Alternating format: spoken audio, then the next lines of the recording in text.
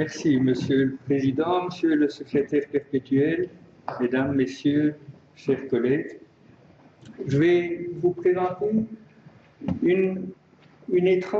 un étrange équilibre qui se produit entre virus et autres dans un contexte un peu particulier, le contexte du système nerveux. Alors, il y a 10 ans à peu près, Curtis Suttle a repris des expériences de type 19e siècle, des expériences classiques de microbiologie où on va prélever des échantillons dans l'environnement et on regarde ce qu'il y a dans ces échantillons. Bien sûr, il a utilisé les nouvelles techniques de séquençage à haut débit, etc. Et il a montré que les virus étaient présents partout sur la planète. Et ce qu'il a appelé la virosphère, c'est-à-dire l'environnement dans lequel on trouve les virus, mais quelque part, c'est l'ensemble de la planète. Et une estimation qu'il a faite prédit qu'il y a environ 10 exposants 30 virus sur la planète, ce qui correspond à plus d'1 million de fois le nombre d'étoiles présentes dans l'univers. Alors, ces virus sont présents non seulement dans les océans, mais ils sont présents chez l'homme. Et bien sûr, les études récentes de métagénomique ont montré que nous étions remplis de virus partout dans notre corps. Et ces virus qui nous entourent, qui sont présents dans nos cellules, qui sont présents dans notre tractus digestif, ont bien entendu coévolué avec leur hôte. Alors, quand on parle d'évolution, bien sûr, on peut faire référence à Darwin, et j'ai eu la chance de voir les premiers schémas qu'il avait dessinés lors d'une exposition cet été, où il montre le premier arbre généalogique avec l'idée de sélection. Alors, dans le cas des virus, on est confronté à une sélection un petit peu particulière, dans ce sens qu'on considère généralement qu'un pathogène qui coévolue depuis longtemps avec son hôte perd sa virulence. Ce n'est pas toujours le cas, mais c'est bien souvent le cas. Et les virus, comme les virus herpès dont on vient d'entendre parler abondamment, sont généralement très peu pathogènes pour leur propre hôte. Et dans le cas du virus de la maladie d'Ojeski, c'est très clair, le virus est beaucoup moins pathogène pour le cochon qu'il ne l'est pour la vache ou un autre animal, où on a entendu tout à l'heure que ce virus était mortel dans 100% des cas lorsqu'il infecte une autre espèce. C'est le cas également pour le virus d'Ebola. Et donc l'idée est qu'un virus n'a pas intérêt à être trop virulent pour son hôte. Pourquoi? Bien parce que le virus est soumis à une double pression de sélection. La première, c'est d'être le plus efficace possible pour pouvoir se propager au sein d'un hôte, donc se propager, se répliquer dans une cellule, passer d'une cellule à une autre cellule, d'un tissu à un autre éventuellement. Plus il est efficace, plus il a des chances d'arriver. Mais ce virus doit aussi se transmettre d'un hôte à un autre. Et s'il se réplique trop rapidement, qu'il tue l'hôte dans lequel il se réplique trop rapidement, il perd ses chances de pouvoir se propager d'une personne à une autre, d'un animal à un autre. Et donc il y a un équilibre qui se fait, un choix de stratégie qui se fait par différents virus. Alors il y a deux types de stratégies qui ont été adoptées par les virus.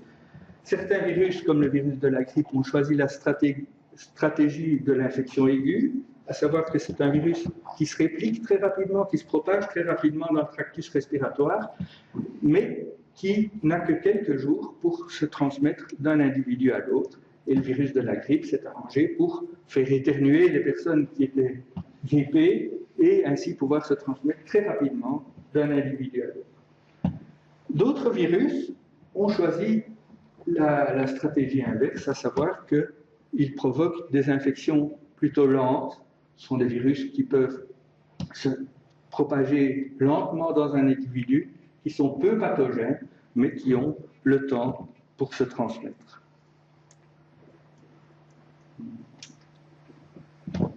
Alors, des virus persistants, il en existe énormément, et comme l'a souligné M. Mettenreiter, il y a une série de virus qui nous infectent en permanence. Et les plus abondants sont les virus de la famille des virus herpès, Mais il y en a d'autres. Il y a des virus de la famille des polyomavirus, il y a des virus de la famille des anellovirus, et les virus qui sont mentionnés ici, en fait, sont présents à l'échelle mondiale dans 80% des individus. Ça veut dire qu'on est tous infectés par au moins une dizaine de virus, et ces virus coexistent plus ou moins pacifiquement avec leurs hôtes. Parmi ces virus persistants, une série ont un tropisme pour le système nerveux, et notamment le virus herpès simplex 1 peut se retrouver dans le système nerveux et occasionnellement provoquer d'ailleurs des encéphalites catastrophiques. On a entendu que le virus de la maladie d'Ojeski avait également un certain neurotropisme, pas chez l'homme mais chez l'animal. Le virus de la varicelle peut se retrouver dans le système nerveux. Il y a un virus de la famille des polyomavirus qui se retrouve régulièrement dans le système nerveux, c'est le virus JC, qui est présent chez chacun d'entre nous, mais qui ne cause à peu près aucune pathologie, sauf chez des individus immunodéprimés, et c'est le cas notamment, ce virus a tendance à se réactiver chez les personnes traitées avec le Tysabri, et ce qui a posé des problèmes énormes chez les personnes traitées pour la sclérose en plaques. Le virus de la rougeole peut persister dans le système nerveux, certains rétrovirus également. Alors, ces virus qui persistent dans le système nerveux ont généralement peu d'impact. Je vous ai parlé du virus JC qui ne se réactive que chez les individus immunodéprimés. Le virus herpès est le plus souvent à l'état latent. Parfois, il peut se réactiver, mais en général, il reste à l'état latent et ne pose pas trop de problèmes dans le système nerveux.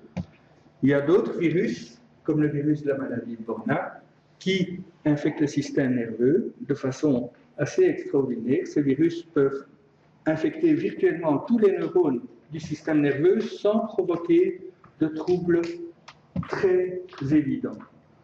Alors, lorsque ce virus infecte un animal nouveau-né, il peut provoquer des troubles de développement.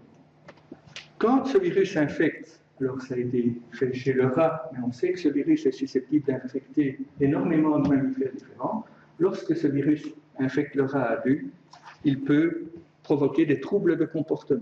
Et une étude qui a été relativement démentie proposait que le virus de Borna soit responsable de troubles de type psychologique. Mais là, la question reste complètement. Nous nous intéressons dans notre laboratoire à un virus qui est de la famille des picornavirus, le virus de Taylor, qui est un virus qui infecte la souris, c'est un virus qu'on étudie comme modèle, et qui est responsable de lésions chroniques de démyélinisation dans le système nerveux. Alors, le plus grand ennemi des virus, si je puis dire, c'est le système interférent. L'autre ne reste pas inactif face à une infection virale, et le système des interférons est un élément critique pour la défense antivirale. Par exemple, des souris qui sont dépourvues de réponse interféron sont incomparablement plus sensibles aux infections virales que des souris qui sont dépourvues de lymphocytes T et B. Donc, l'immunité innée produite par les interférons est quelque chose de critique pour la résistance aux infections virales. Les interférons sont produits par les cellules infectées. Bon, lorsqu'il y a infection virale, le virus peut se répliquer et le génome viral est reconnu dans ce cas-là par des hélicases intracellulaires qui, via toute une voie de transduction du signal, va mener à la synthèse et la sécrétion des interférons. Les interférons peuvent aussi être produits par des cellules non infectées. Dans ce cas-là, certaines cellules un petit peu plus spécialisées, les macrophages, les cellules dendritiques, qui expriment à leur surface ou dans les endosomes des récepteurs de type Toll-like, peuvent également reconnaître des composants de virus qui proviennent de la cellule voisine qui est infectée, les acides nucléiques, parfois des composants de l'enveloppe, et ces cellules, suite à l'interaction des composants viraux avec les TLR, peuvent également sécréter des interférons. Les interférons sont disséminés autour des cellules, enfin dans les tissus environnants, se fixent sur un récepteur sur les cellules voisines et ensuite, grâce à une transduction du signal, vont activer dans ces cellules l'expression de plus de 300 gènes. Alors, parmi ces gènes qu'on appelle ISG pour Interference Stimulated Genes, parmi ces gènes, on trouve une série de gènes qui codent pour des protéines qui vont conférer aux cellules qui ont donc été traitées par l'interféron un état antiviral. D'autres de ces protéines participent à moduler la réponse immunitaire et enfin, certaines de ces protéines interfèrent avec la croissance cellulaire. Le cas du système nerveux est un petit peu particulier. Il y a eu un débat, qui n'est d'ailleurs pas clos, quant à savoir si les neurones, qui sont des cellules extrêmement spécialisées, très différenciées, peuvent produire de l'interféron et répondre à l'interféron. Alors nous avons observé que dans le cas d'infection par le virus de Taylor ou dans le cas d'infection par un bunyavirus qui a un tropisme très prononcé pour les neurones, certains neurones pouvaient produire de l'interféron. On voit ici un neurone marqué en brun grâce à un anticorps dirigé contre le marqueur NEU-N qui produit des ARN messagers de l'interféron bêta détectés par hybridation in situ. Même chose, les neurones peuvent produire de l'interféron alpha également, et dans une image prise en microscopie confocale, on peut voir de nouveau le marqueur neuronal NEU-N en rouge, le marqueur interféron en vert, et on peut voir qu'il y a colocalisation des deux marqueurs en jaune dans une cellule neuronale. Donc, les neurones peuvent produire de l'interféron. Néanmoins, on ne le voit pas sur cette figure-ci, mais on peut le deviner si je vous dis que dans cette région, quasi 100% des neurones étaient infectés par le bunyavirus. On voit que, en fait, une seule de ces cellules produit de l'interféron. Et donc, les neurones peuvent produire de l'interféron, mais cette possibilité semble extrêmement contrôlée.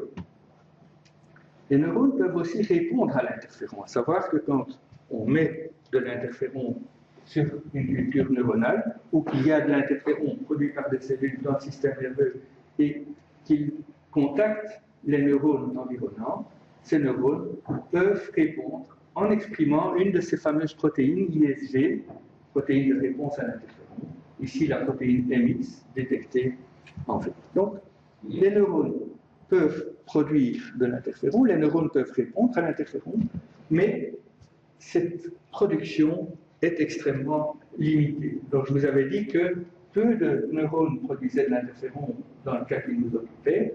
Ça a été montré de manière très élégante par Kalfas et ses collègues dans le labo de Peter Stehli en Allemagne. Et ce qu'il a pu montrer, c'est que dans le cas d'une infection de nouveau par le virus de la trosse, où on a une infection massive des neurones, ici vous connaissez les cellules de Purkinje du cervelet en rouge.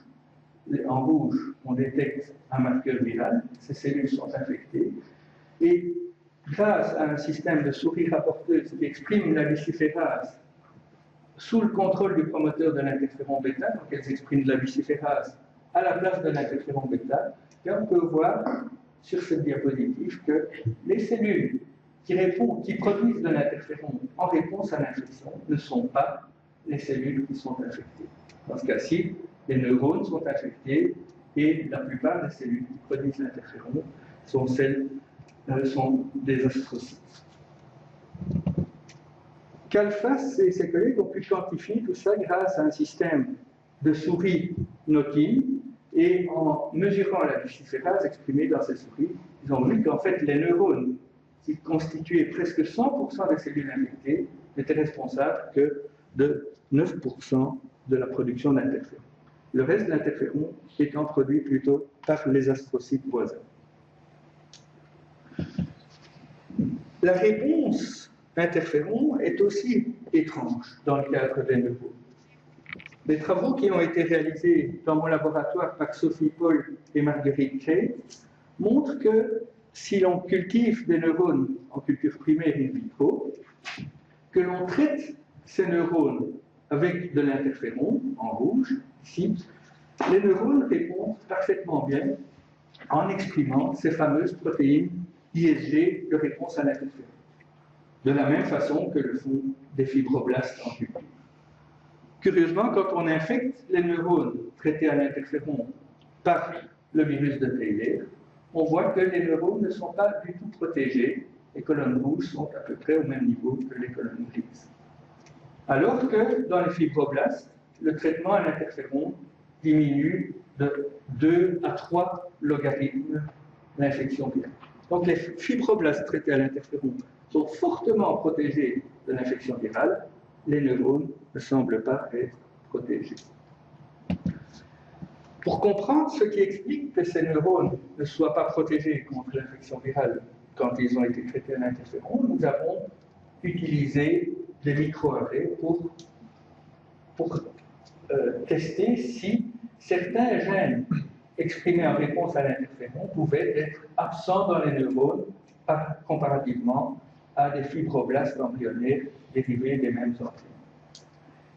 Et on a trouvé une quinzaine de gènes qui étaient fortement induits dans les fibroblastes embryonnaires lors d'un traitement à l'interféron bêta et qui n'étaient pas exprimés dans les neurones, ou en tout cas beaucoup moins exprimés dans les neurones que dans les fibroblastes.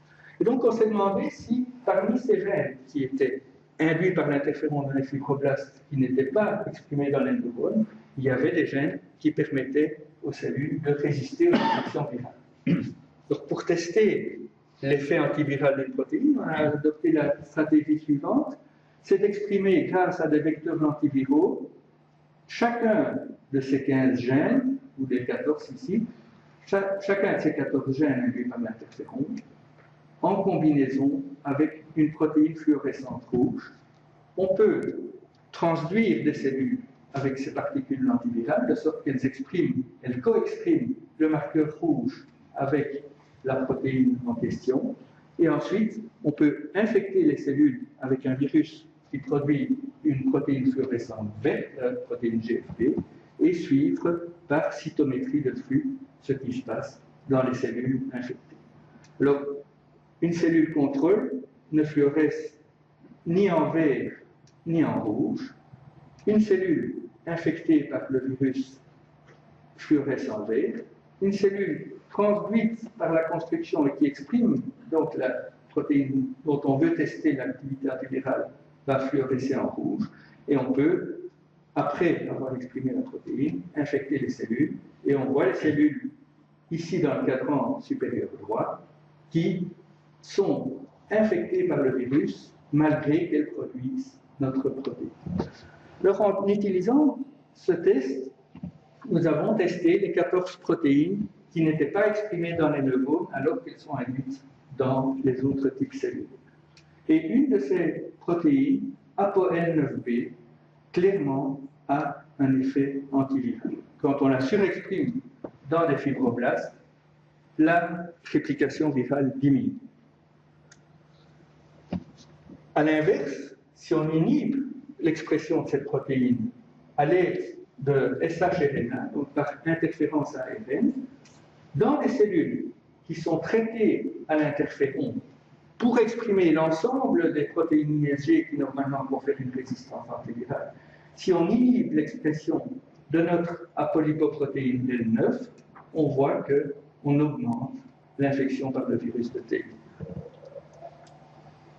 Si on exprime cette protéine dans des neurones qui normalement n'expriment pas la protéine ApoL9, on protège les neurones de l'infection. Et donc, on a de cette façon-là identifié une protéine qui est absente dans les neurones et qui pourrait contribuer à l'étonnante sensibilité des neurones à l'infection virale, même lorsqu'ils sont traités par les interférons. Alors, qu'est-ce que c'est cette protéine ApoL9? Bien, on n'en sait pas grand-chose. On sait que c'est une protéine qui a certaines régions qui ressemblent aux autres apolipoprotéines, mais rien n'indique qu'elle joue un rôle d'apolipoprotéine. C'est une protéine qui a 310 acides aminés de long. Il y a une deuxième protéine qui ressemble très fort à celle qu'on a testée, qui s'appelle ApoL9A et non 9B, qui est une isoforme. Les deux, nous l'avons testé, ont une activité antivirale. Ce sont des homologues de la famille des protéines ApoL humaines, ApoL6 étant la plus proche. Ce sont des protéines qui ne semblent pas être sécrétées. À l'exception de ApoL1, qui est la protéine qui a été étudiée par Étienne Païs et qui confère la résistance au trypanosome, qui elle est sécrétée par les cellules, les autres protéines ApoL ne semblent pas être sécrétées et cette protéine est fortement exprimée dans le sang. On n'en sait pas plus concernant cette protéine ApoL, mais clairement, nous avons ici un élément qui pourrait expliquer l'étonnante sensibilité des neurones à l'infection virale. Passons maintenant de l'autre côté du miroir, avec l'autre protagoniste, qui est le virus lui-même. Alors, notre modèle d'étude, c'est le virus de Taylor. C'est un virus qui appartient à la famille des picornavirus. Alors, les picornavirus sont bien connus parce que cette famille comporte notamment le virus de la poliomyélite, le virus de l'hépatite A, le virus de la fièvre afteuse, dont on a fait mention tout à l'heure, et encore beaucoup d'autres. Et actuellement, avec les programmes de séquençage au début, le nombre de genres dans la famille des picornavirus augmente de façon impressionnante. Le virus de Taylor appartient au genre des cardiovirus et c'est un virus qui est strictement murin. Il y a des souches qui infectent le rat, il y a des souches qui infectent la souris pour la peste. Il y a quelques années, 5 ans environ, un virus humain a été détecté qui ressemble très très fort au virus de Taylor. Néanmoins, à l'heure actuelle, on n'a encore aucune idée de ce que ce virus peut faire chez l'homme. Est-ce que ce virus a un pouvoir pathogène ou pas? On ne le sait pas. On sait que sa prévalence est extrêmement importante. La séroprévalence, c'est à savoir qu'une partie majeure de la population possède des anticorps contre ce virus qui ressemble au virus de Taylor. Les souches persistantes du virus de Taylor induisent chez la souris une infection chronique du système nerveux central. Le virus peut persister pendant toute la vie de l'animal en se répliquant d'abord dans les neurones et ensuite en changeant de tropisme et en atteignant la substance blanche de la moelle épinière. Et dans cette substance blanche, le virus se réplique principalement dans les oligodendrocytes et dans les macrophages qui sont attirés, ainsi que les cellules inflammatoires, vers les lieux où se réplique le virus. Et donc, ce virus infecte les neurones, puis les oligodendrocytes, et on le retrouve après dans les macrophages, qui sont continuellement recrutés vers le site d'infection. Alors, ce virus peut persister pendant 1 an ou plus chez la souris. Il n'est jamais éliminé par le système immunitaire, du moins dans les souris qui sont sensibles. Il existe des souches de souris dont la génétique fait qu'elles sont capables d'éliminer le virus, d'autres souches sont sensibles. La présence du virus dans le système nerveux et surtout la présence de la réponse inflammatoire associée au virus provoque des lésions de démyélinisation. Et à ce titre, les lésions qui sont présentes dans le système nerveux ressemblent très fort à celles qui sont présentes dans la sclérose en plaques humaine. Donc, c'est une des raisons pour lesquelles ce virus est étudié, c'est parce qu'il provoque des lésions comparables à celles qu'on trouve dans la sclérose en plaques. Maintenant, je ne suis pas occupé de vous dire que ce virus est la cause de la sclérose en plaques. On ignore actuellement quelle est la cause de la sclérose en plaques. Ce qui est très intéressant, c'est qu'un groupe américain a montré que la présence de façon chronique du virus dans la substance blanche de la moelle épinière et l'inflammation chronique qui s'ensuit provoquait progressivement l'apparition d'une réaction auto-immunitaire. À savoir que si vous isolez les lymphocytes qui sont présents dans le cerveau ou dans la moelle épinière des souris infectées depuis 3, 4, 5 semaines, l'ensemble de ces lymphocytes seront réactifs contre la capside du virus. Si vous attendez 3-4 mois avant de prélever les lymphocytes qui sont présents dans les lésions inflammatoires à proximité du virus et que vous étudiez contre quels antigènes sont dirigés ces lymphocytes, vous trouverez une majorité de lymphocytes dirigés contre les antigènes de capside du virus, et vous trouverez aussi des lymphocytes qui sont dirigés contre des épitopes des protéines de la myéline. Et donc, le simple fait d'avoir une inflammation chronique liée au virus semble démasquer des antigènes de myéline et provoquer une réaction auto-immunitaire très progressive. Et donc, un des concepts qui pourrait expliquer la sclérose en plaques, c'est l'idée du hit and run, l'idée que différents types de pathogènes qui, un jour ou l'autre, passent par votre système nerveux central, induisent une inflammation chronique. Et on a vu qu'il y a de nombreux virus présents dans le système nerveux central. On peut aussi avoir des infections bactériennes.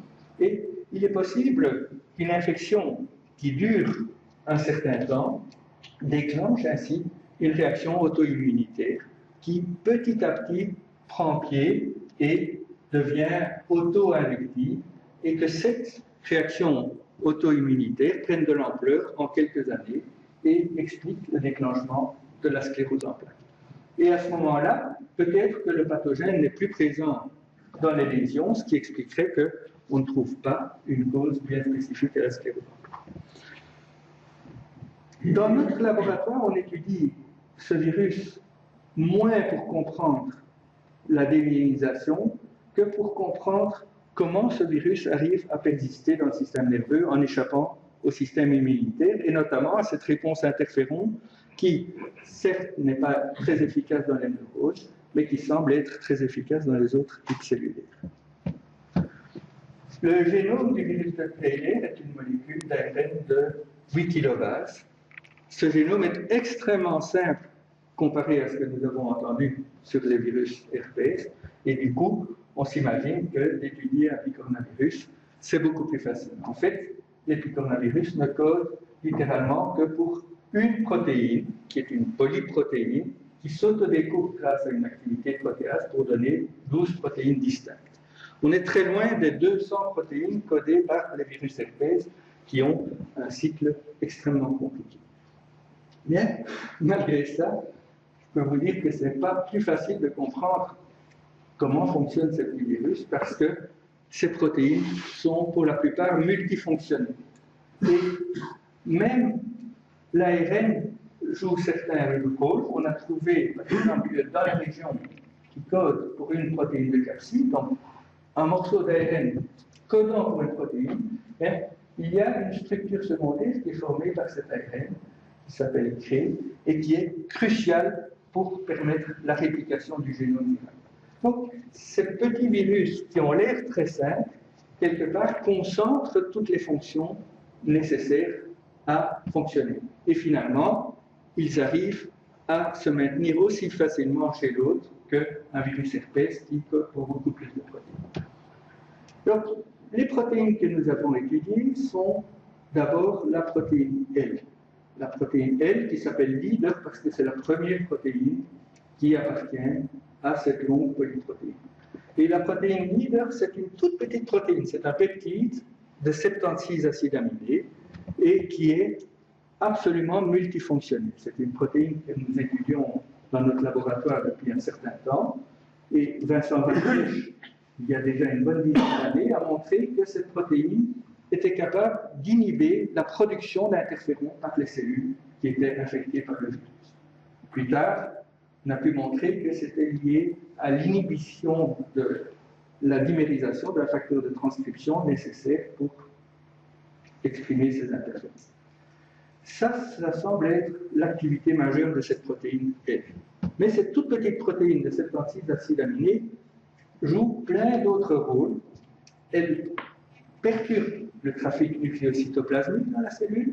Donc, de nouveau, on joue avec l'enveloppe nucléaire ici. Elle inhibe la formation des granules de stress.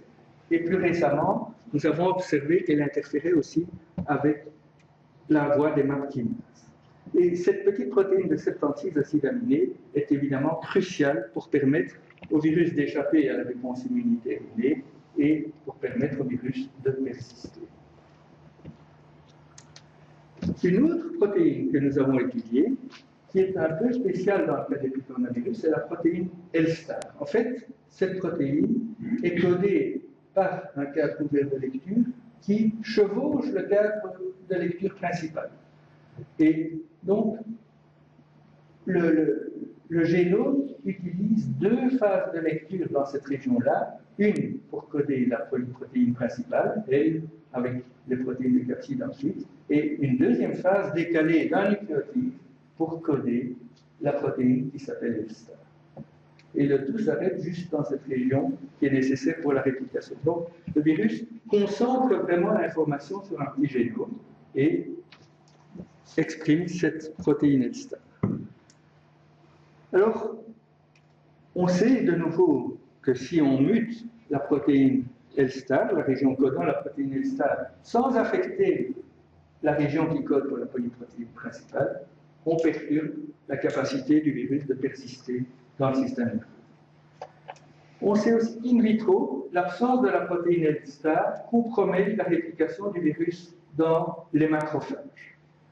Et enfin, Frédéric Sorgelos, dans mon laboratoire, a observé que cette protéine L-star était en partie localisée aux mitochondries, dans la membrane externe des mitochondries dans la cellule, et en partie localisée dans le cytoplasme. Et en essayant de comprendre à quoi servait cette protéine L-star, Frédéric Sorgelos s'est rendu compte que dans les cellules infectées par un virus qui était muté dans la protéine L-star, on observe une dégradation terrible de l'ARN ribosomial qui apparaît ici dans les cellules non infectées ou qui reste en bon état dans les cellules infectées par le virus sauvage. Donc, on observe une dégradation énorme de l'ARN. Et ça suggère que notre protéine L-star, en fait, inhibe l'activité d'une RNase cellulaire. Et il y avait un candidat tout désigné, c'est la RNase L. La RNase L, c'est une RNase cellulaire dont l'activité plutôt est induite par les interférons. Et donc c'est une RNase qui agit lorsque les cellules sont infectées par un virus, qui détruit les ARN cellulaires et l'ARN viral et entraîne la mort rapide de la cellule infectée. La RNase L fonctionne de la façon suivante. C'est un des principaux effecteurs de la réponse interféron. Lorsqu'on traite des cellules à interféron, on augmente l'expression d'une famille d'enzymes appelées OAS, oligoadénylate synthétase, qui sont des enzymes qui sont capables de provoquer l'oligomérisation d'ATP en molécules qu'on appelle les 2,5-A. En fait, les molécules d'ATP sont liées par des liens 2'5' au lieu des liens 3'5' habituels. Ces 2,5-A vont se fixer sur la RNase L, qui du coup peut se dimériser et acquérir son activité de dégradation des ARN. Alors, les oligoadénylate synthétases, lorsqu'elles sont produites, sont à un état latent, elles sont inactives. Et donc, une cellule traitée à l'interféron va accumuler ces oligoadénylate synthétases, ces enzymes, mais ne va pas directement déclencher l'activité de la RNase L, ce qui fait qu'une cellule traitée à l'interféron ne va pas mourir. Sauf si elle est infectée par un virus, parce que l'ARN double brin qui est généré au cours de la réplication vitale va s'associer avec cette famille d'enzymes et entraîner une activation de leur activité enzymatique. Et c'est seulement quand la cellule est infectée que les oligoadénylate synthétases vont produire les 2,5-A qui activent la RNase L. On a pu, en utilisant des macrophages dérivés de souris no-code qui n'expriment pas la RNase L, montrer qu'effectivement, dans les souris avec RNase L, il y a dégradation de l'ARN viral et de l'ARN cellulaire, quand les cellules sont infectées par les virus mutants. on n'a pas cette dégradation dans les souris dépourvues de RNA-Z. Donc, clairement, la protéine L-star inhibe la RNA-Z. Et, chose curieuse, c'est que cette inhibition est spécifique d'espèce, à savoir que la protéine L-star a évolué pour inhiber la RNA-Z de souris, mais elle n'inhibe pas la RNA-Z de l'homme, par exemple.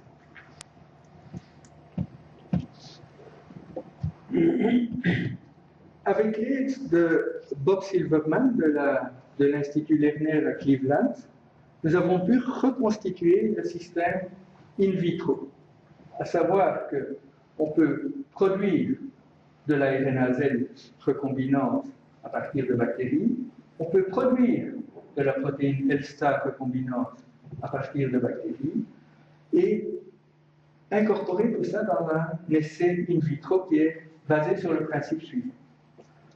Il y a dans le tube une sonde, qu'on appelle une sonde FRET, c'est-à-dire d'interférence de fluorescence. Cette sonde est constituée d'une molécule d'ARN qui possède un fluorochrome, représenté ici en vert, et une molécule qui quench la fluorescence de notre molécule fluorescente, pour autant qu'elle soit à proximité de celle-ci. Cette molécule d'ARN peut être la cible de la RNA-Z lorsqu'elle est activée, et quand la RNA-Z clive cette molécule d'ARN, on sépare le fluorochrome et le quencher de sorte que le fluorochrome peut émettre sa fluorescence. Mais dans un essai in vitro où on mélange la RNA-Z, la sonde FRET et qu'on ajoute des 2,5A qui activent l'activité RNA-Z, on voit apparaître la fluorescence. On peut voir ça ici pour la RNA-Z humaine ou pour la RNA-Z murine comparée aux cellules où on n'a pas mis l'activateur de la RNA-Z. Lorsqu'on rajoute la protéine L-star dans le mélange, on voit qu'elle n'a aucun effet sur l'activité de la RNA-Z humaine, que par contre, elle inhibe significativement l'activité de la RNA-Z murine. Et donc, dans un tube à essai, on peut montrer cette interférence de la protéine L-star avec la RNA-Z. Alors, quelles sont les conclusions de ces observations? La première chose qui nous a fort étonnés, c'est qu'en fait, notre petit virus, qui a un génome très simple, qui en gros ne code que pour une protéine et une protéine alternative, mais ce virus code pour en fait deux peptides, L et L-star, qui tous les deux interfèrent avec la voie interférone. La protéine L interfère avec la production d'interférons, la protéine L-star interfère avec un des effecteurs de la réponse interférone. Donc, deux protéines qui interfèrent avec la réponse interférone. Alors, cette situation n'est pas unique. On retrouve cette situation chez la plupart des virus, et notamment chez la plupart des virus neurotrophes. Entre autres, le virus de la rage possède plusieurs protéines qui sont susceptibles d'interférer avec la réponse interférone. Les virus herpès aussi, le virus polio aussi, et en fait, je pense que quasi tous les virus qui infectent les mammifères ont une ou deux protéines dédiées à inhiber la réponse interférone. Alors, pour conclure, je voudrais revenir à cette histoire où, quelque part, on dit que dans le système nerveux, la réponse interféron est hétérogène, que les neurones répondent étonnamment peu à la présence d'interférons, alors que les astrocytes répondent très bien, les cellules microgliales aussi, et que les virus neurotrophes ont développé des protéines pour interférer avec cette réponse interféron. Alors, ça paraît un petit peu paradoxal, puisque les neurones ont l'air d'être assez permissifs à l'infection virale, indépendamment de la présence d'interférons. Alors, si on veut remettre ça en contexte, il faut se dire que ces virus neurotrophes, en fait, n'arrivent pas directement dans le neurone. Tous les virus neurotrophes ont un site primaire d'infection qui est généralement en périphérie, souvent le tube digestif, par exemple dans le cas du virus polio, dans le cas du virus de TLR, ce sont des entérovirus qui vont, dans un premier temps, se répliquer dans l'intestin et puis qui vont, par hasard, migrer jusqu'au système nerveux central.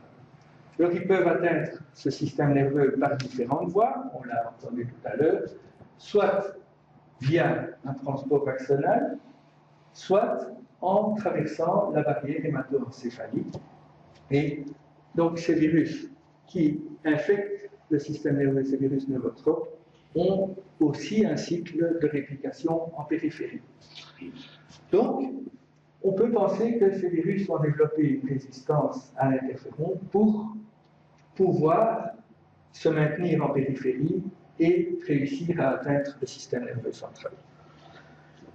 Deuxième chose, c'est qu'en fait, si le système nerveux central, et en particulier les neurones, sont probablement une bonne niche pour permettre la persistance virale, c'est probablement un cul-de-sac du point de vue viral, parce qu'on ne voit pas comment un virus qui est présent dans un neurone peut se transmettre à un autre individu à partir du neurone. Donc, ce virus qui persiste dans le neurone doit également trouver un moyen pour repartir en périphérie de façon à pouvoir être transmis d'hôte à hôte. Et de nouveau, il est probable que dans ce périple vers la périphérie, le virus ait besoin de résister à la réponse interféron pour ne pas être éliminé. Voilà, je voudrais clôturer ici cette présentation en remerciant bien sûr tous les membres de mon équipe. Sur la photo n'apparaît plus Frédéric Sorgelos, qui est parti maintenant en postdoctorat à Cambridge, mais qui a été une des chevilles ouvrières pour la plupart des projets du laboratoire. Il a effectué un boulot absolument formidable. Je voudrais évidemment remercier l'ensemble des collaborateurs avec qui j'entretiens des collaborations depuis déjà pas mal de temps, entre autres Peter Steli à l'Université de Freiburg, Robert Silverman à Cleveland, Frank Van Kupperveld, qui est maintenant à l'Université de Utrecht, Michel Braïc, qui a été responsable de ma formation postdoctorale à Paris et qui maintenant est à l'Université de Stanford, Philippe Meuleman à Ghent et Mathias Orneff à Hanovre, qui a contribué à l'étude de l'interféron lambda dont je n'ai pas parlé ici. Et bien sûr, toutes les institutions qui ont permis notre financement. Je vous remercie pour votre attention.